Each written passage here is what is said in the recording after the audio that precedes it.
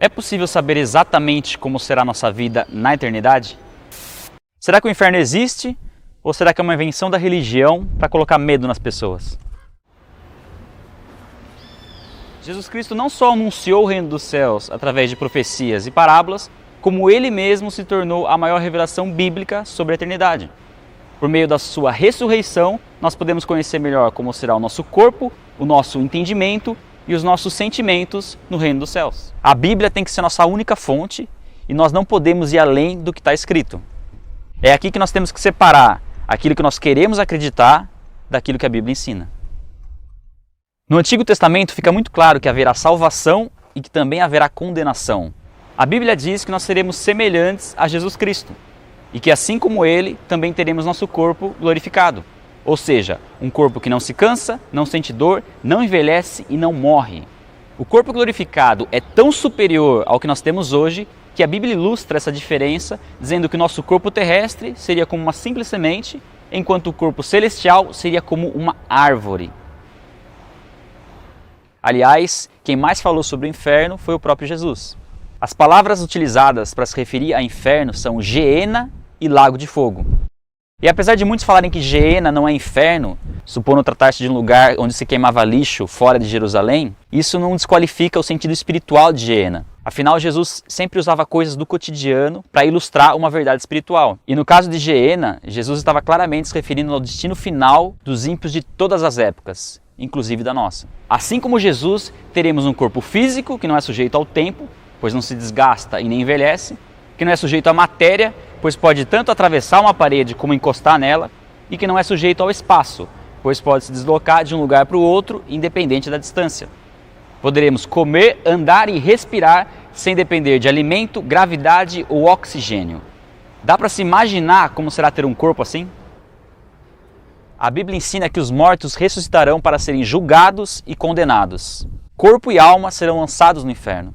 Jesus descreveu o inferno como um lugar de escuridão, tormento, tristeza, vergonha e revolta. As palavras que Jesus utilizou para descrever esse lugar foram trevas, fogo, choro, vermes e ranger de dentes. Que o inferno é um lugar terrível, não há dúvidas. Pense na pior dor que você já sentiu na sua vida, seja ela física ou emocional. O inferno é um local onde essas dores serão intensificadas e prolongadas. E o que muitos perguntam, por quanto tempo? E o mais impressionante é que a Bíblia diz que nós conheceremos plenamente como somos plenamente conhecidos. Ou seja, conheceremos a Deus da mesma forma como Deus nos conhece. Dá para imaginar de que nível de entendimento nós estamos falando? Não temais aqueles que matam o corpo, mas não podem matar a alma. Temei antes aquele que pode fazer perecer ou destruir no inferno tanto a alma como o corpo. Aliás, aqui nós cansamos da rotina e enjoamos das coisas, mas na eternidade não existe nada disso. É como experimentar algo novo e bom a todo momento. Não há nada que nós possamos vivenciar aqui na Terra que seja superior ou chegue até mesmo perto do que haverá na eternidade. Pense no maior prazer que você já experimentou na vida, seja através do dinheiro, do sexo ou das drogas. Pense em quanto tempo durou essa sensação. Talvez um dia, um minuto, uma hora. O reino dos céus é como desfrutar de uma sensação infinitamente superior, sem intervalo, por toda a eternidade. Eles sofrerão a pena de destruição eterna ou perdição eterna, a separação da presença do Senhor e da majestade do seu poder. Aqui, se a gente for usar o mesmo raciocínio e entender que destruir é deixar de existir, o versículo fica totalmente redundante. Porque se destruir é deixar de existir, não teria por que falar separação da presença do Senhor e também não teria por que falar da majestade do seu poder.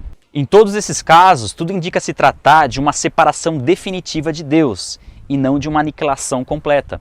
Por isso, para afirmar que destruição ou segunda morte significa aniquilação e deixar de existir, é preciso forçar demais o texto e ser tendencioso na interpretação. Jesus disse que retribuirá a cada um de acordo com o que fez, que haverá aquele que será considerado grande no reino dos céus, que alguns irão assumir responsabilidades maiores do que outros e, por fim, nos ensinou que boas obras aqui acumulam tesouros na eternidade. A Bíblia chama isso de galardão. A palavra grega é mistos e pode ser traduzida como valor pago pelo trabalho salário ou recompensa. A salvação é pela graça, independente das obras, mas o galardão será fruto do nosso trabalho para o reino. A expressão tormento eterno é kolasin aionion, no grego.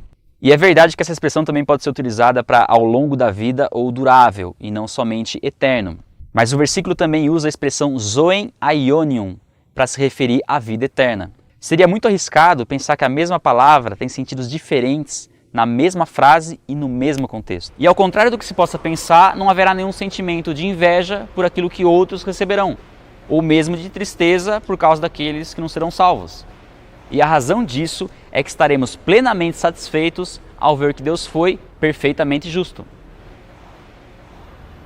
Apesar das possibilidades parecerem incríveis e extraordinárias, é preciso que fique bem claro que ainda assim estamos imaginando algo infinitamente inferior ao que de fato iremos encontrar na eternidade. Muitos argumentam que não tem como o inferno ser algo justo se a punição for a mesma para todos.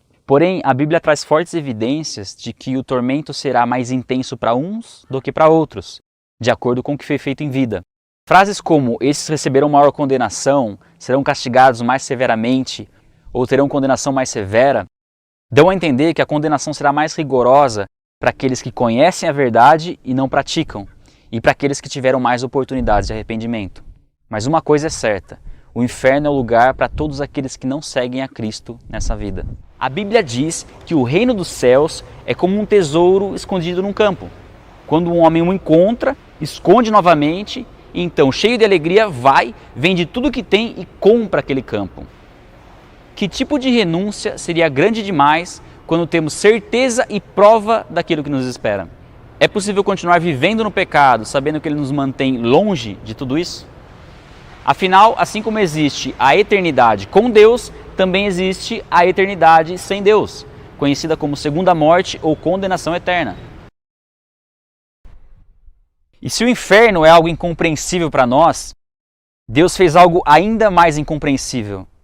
Ele enviou seu único filho, que deixou a sua glória, para nascer e ser educado por seres que ele mesmo criou, para depois ser torturado, humilhado, perfurado nas mãos e nos pés, ter uma coroa de espinho cravada na cabeça e morrer sem ter culpa alguma. Você daria o seu filho para salvar qualquer pessoa que fosse?